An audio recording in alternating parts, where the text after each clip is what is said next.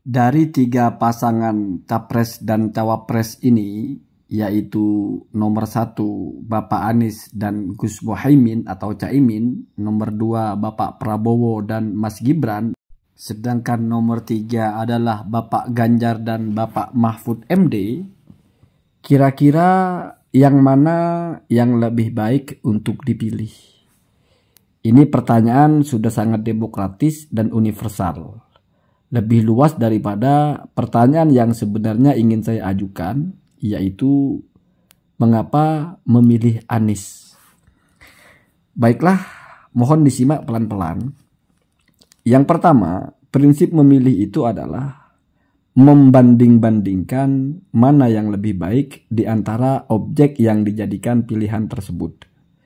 Jadi misalnya kita disuruh pilih antara uang 1.000, 10.000 dan 100.000, maka kita hanya mengukur mana yang lebih banyak di antara uang itu. Jangan kita datangkan opsi 1 juta.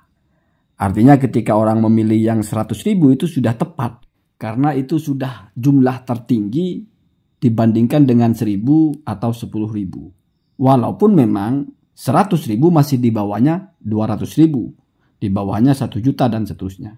Jadi fokus kepada apa yang dijadikan objek pilihan. Kita ukur satu-satu dengan berbagai indikator. Misalnya kita tarik satu indikator, yaitu kecakapan atau keintelektualan atau intelektualitas. Kita pakai standar sederhana saja, yaitu latar belakang pendidikannya. Atau kalau lebih spesifik adalah grade pendidikannya, level pendidikannya. Ini menjadi kesepakatan bersama-sama bahwasanya Pak Anies tentu yang paling tinggi, karena beliau sudah tuntas pendidikannya sampai level doktor. Apalagi doktornya di luar negeri ya, PhD kalau tidak salah. Sementara Pak Prabowo itu bukan doktor, saya tidak tahu persis ya, setidaknya bukan doktor. Dan begitu juga Pak Ganjar, ini kalau tidak salah magister. Itu satu ya. Jadi level pendidikannya yang tertinggi adalah Pak Anies. Artinya kalau di grade dari pendidikannya, ya tentu Pak Anies yang tertinggi. Itu hitam putih Pak ya. Artinya tidak ada perdebatan, memang sudah begitu. Yang kedua, kalau misalnya kita kaitkan dengan background pendidikan, berhubungan dengan statusnya sebagai calon pemimpin, lagi-lagi saya kira Pak Anies ini lebih unggul.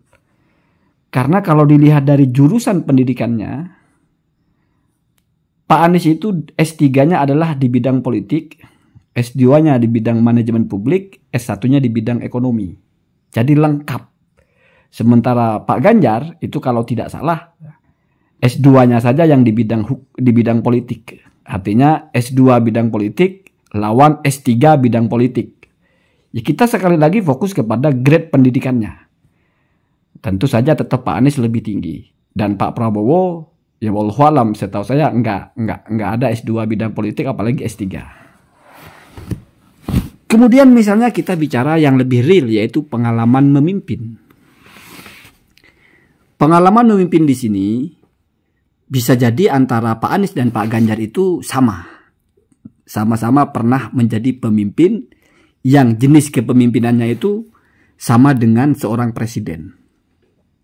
Berbeda dengan Pak Prabowo, misalnya beliau pernah menjadi pemimpin, tetapi pernah menjadi pemimpin di kementerian, atau mungkin pernah menjadi pemimpin di dalam satu lingkup saja, yaitu militer. Beliau tidak pernah menjadi gubernur, tidak pernah menjadi wali kota, atau bupati.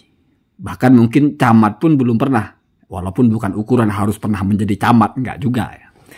Tetapi ini tidak lalu serta-merta dianggap Prabowo tidak mungkin bisa memimpin. Karena kita pernah dipimpin oleh orang yang memang tidak pernah menjadi pemimpin seperti presiden, yaitu tidak pernah menjadi gubernur, tidak pernah menjadi bupati, tapi bisa memimpin. Setidaknya kalau kita melihat kepemimpinannya Bapak SBY, latar belakang militer, menjadi pemimpin selama 2 periode atau 10 tahun. Cuman kalau kita bicara linearitas dari pengalaman kepemimpinannya, tetap saja Pak Prabowo itu grade paling bawah. Sementara yang kedua ini kita anggap setara. Kemudian kalau kita melihat, dan ini mungkin yang paling disoroti, yaitu formasinya, formasi capres dan cawapresnya. Sesekali orang akan terpikat dengan formasinya Pak Ganjar dengan Pak Mahfud, karena melihat Pak Mahfud ini punya kecakapan yang luar biasa di bidang hukum, dan menegakkan hukum, menertibkan hukum, mendudukkan hukum sebagai supremasi tertinggi, itu diinginkan semua orang. Bahkan Pak Anies sendiri dalam beberapa narasinya ingin menjadikan negara ini adalah negara hukum, bukan negara kekuasaan. Artinya hukum di atas segalanya. Tidak tajam ke atas, tajam ke bawah, tumpul ke atas. Artinya ingin hukum itu ideal, menjadi panduan bersama-sama dan selalu adil. Ketika bicara hukum, maka yang paling mampu menegakkan hukum adalah yang mengerti hukum. Kalau pilihannya sama-sama mengerti, maka yang lebih mengerti, yang paling mengerti. Nah, kalau begitu cara pandangnya, maka tentu Pak Mahfud MD ini yang paling unggul di antara tiga pasangan ini. Karena di antara tiga pasangan ini, yang sampai mendapatkan gelar doktoral di bidang hukum, yaitu Pak Mahfud MD. Bahkan sudah jadi guru besar, profesor. Tetapi ada satu celah yang ini ada di kubunya Ganjar dan Pak Mahfud.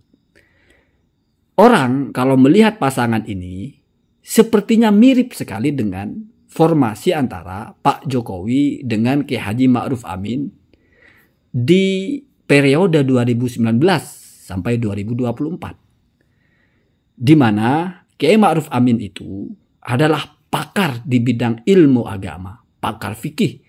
Bahkan yang terbaru beliau dinobatkan sebagai Bapak Ekonomi Syariah, mendapatkan gelar Doktor Honoris Causa di bidang ekonomi syariah. Pertanyaannya, apakah warna dasar seorang wapres bisa diwarnakan kepada bangsa ini?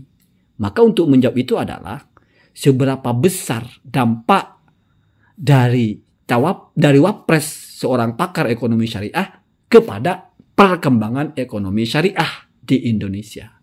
Ya silahkan Anda melihat apakah ada perkembangan signifikan ekonomi syariah. Nah, kalau masalah fikih malah lebih absurd, itu lebih sulit untuk diukur. Apakah fikih itu menjadi berkembang karena wapresnya pakar fikih? Saya kira nggak ada ya. Itu susah untuk mencari ukurannya. Tetapi kalau ekonomi syariah itu masih bisa diukur. Dan silahkan Anda yang tentukan. Kira-kira apakah ada efek kontan?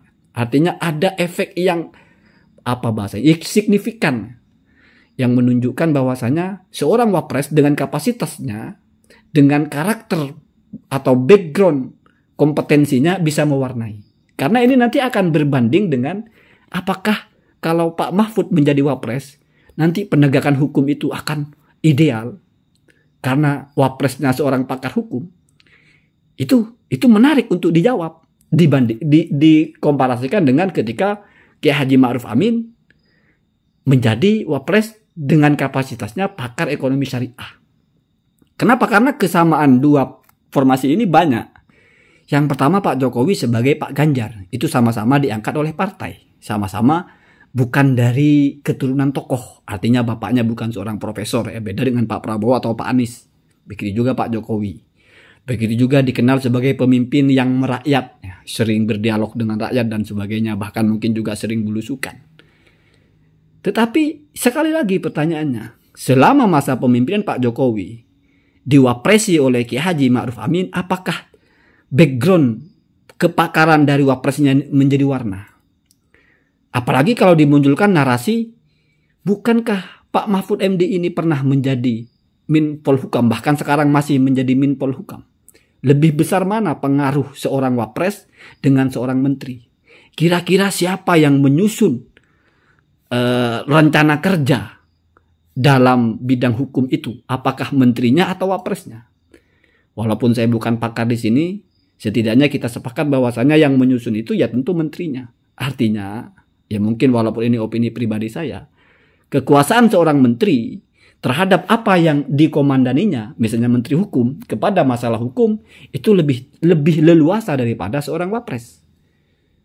Mestinya, kalau misalnya kepakaran seseorang itu bisa menjadi warna, mobil khusus Pak Mahfud itu, kepakarannya di bidang hukum bisa mewarnai penegakan hukum, mestinya itu sudah terjadi. Artinya selama Pak Mahfud menjadi Menteri Minpolhukam itu ada peningkatan signifikan masalah itu. Kalau di dalam masalah ini saya tidak mau menentukan apakah maju atau tidak maju, karena itu butuh penelitian, itu butuh statistik dan sebagainya. Saya hanya menyampaikan itu cara memandangnya. Silahkan Anda yang menilai. Kalau menurut kalian, oh selama Pak Mahfud menjadi Minpolhukam itu bagus, maju, hukum Indonesia itu maju, keadilan ditegakkan, korupsi diberantas, ya silahkan. Tetapi tidak serta-merta demikian. Kenapa? Karena nanti Pak Mahfud itu menjadi wapres, bukan menjadi menteri. Ya kalau menurut kalian ternyata wapres lebih leluasa, ya silahkan. Kalau menurut saya sih enggak, kan begitu ya. Jadi celahnya paslon nomor 3 ini di bidang formasinya ya seperti itu. Ini tidak terjadi di Pak Anies karena formasinya Pak Anies ini enggak ada masalah. Bahkan luar biasa di sini ada persatuan antara NU dan PKS. Itu demi kebaikan bangsa. Tidak perlu meninggikan apa yang berbeda, tapi cukup bersatu dalam kesamaan visi dan misi memajukan bangsa ini. Bagaimana dengan pasangan nomor 2? Itu juga ada celah dalam formasinya. Celah itu apa? Ini saya bicara sesuatu yang hitam putih ya. Karena kita tahu bagaimana proses Mas Gibran itu lolos. Di mana sebelumnya itu terganjal oleh aturan usia belum 40. Lalu ada revisi karena ada yang mengajukan, direvisilah. Itu menjadi boleh walaupun 40 selama sudah pernah menjadi pemimpin yang dipilih oleh masyarakat atau oleh rakyat. Yaitu menjadi gubernur atau menjadi bupati wali kota. Lalu Mas Gibran lolos. Kemudian hari ada kenyataan bahwasanya dalam keputusan itu ada permasalahan. Yaitu melanggar kode etik bahkan pelanggaran berat. Walaupun secara hukum sah, tetapi ada yang bilang etika itu di atas hukum. Artinya tidak layak. Melanggar etika itu melanggar kelayakan. Walaupun misalnya sah tapi tidak layak. Mungkin sama dengan orang sholat pakai celana pendek, cuma menutupi pusar sampai lutut di masjid. Ya itu sah sholatnya, tapi tidak layak. Artinya ada pelanggaran etika. Walaupun itu tidak menyebabkan batal. Karena kalau misalnya keputusan itu batal, tentu Mas Gibran tidak akan lolos. Jadi kalau dalam masalah formasi Anies ini terbaik. Kenapa? Karena sepertinya tidak ada celah untuk memandang itu adalah hal-hal yang nilainya berkurang. Sebagaimana kalau kita memandang formasinya Ganjar Mahfud ini, kita teringat formasinya Jokowi dengan Pak Ma'ruf. Di mana kapasitas atau keahlian seorang wapres ya tidak signifikan mewarnai. Kemudian kalau kita bicara masalah visi misi, semua presiden itu, semua capres visi misinya itu semuanya bagus. Masalah hukum, mau menegakkan hukum. Semuanya begitu. Masalah ekonomi, mau meningkatkan perekonomian. Masalah pengangguran, mau mengentaskan pengangguran. Semuanya sama. Jadi itu tidak saya bicarakan. Saya hanya bicara dalam 2 hal saja. Yaitu intelektualnya, 3 ya, pengalamannya, dan juga dari sisi formasinya.